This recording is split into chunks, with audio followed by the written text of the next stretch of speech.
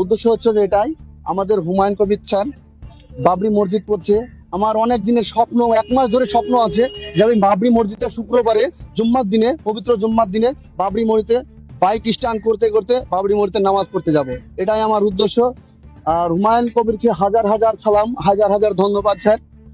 ওনার উদ্দেশ্যে যে মসজিদটা হচ্ছে খুবই উত্তেজনক মসজিদ হচ্ছে।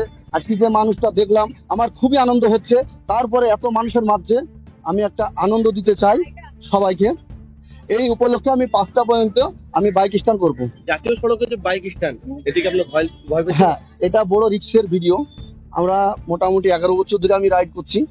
11 বছর ধরে রাইড করতে করতে মোটামুটি অনেকবার পড়েছি আমি, আমার পড়ার নিন্দে নেই, অনেকবার পড়েছি, এখনো পড়ি। তার মধ্যে আমি বড় রিস্কের ভিডিও করি সাহস নিয়ে। এটা জীবন বাঁচা মরণের ভিডিও। তবে একটা আশা যে আমি যেন এর থেকে আগে বাড়তে পারি, বড় হতে পারি। এটাই আপনাদের কাছে আমার আবেদন রইল, সবাই সাপোর্ট করতে থাকবেন, আমার দেখতে থাকবেন। নাজবুল রাইডার আমার নাম, চর মুক্তারপুর বাড়ি, জেলা নদিয়া, থানার পাড়া। এই যে এক হাতে ভারত জাতীয় পতাকা আর গলায় বেশি ইসলামিক পতাকা, কি বার্তা দিবেন? এটা বলতে গেলে বাবরি মসজিদ উপলক্ষে এসছি। হ্যাঁ, আল্লাহ আকবর, নারায় তকবীর, আল্লাহ আকবর, নারায় তকবীর, আল্লাহ আকবর। এই উদ্দেশ্যে এসেছি।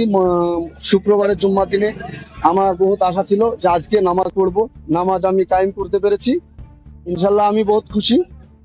আপাতত মোটামুটি ঘন্টা 2 আমি বাইক স্ট্যান্ড করবো দাদা। তারপর 5টার দিকে এখান থেকে রওনা দিব বাইক স্ট্যান্ড করতে করতে।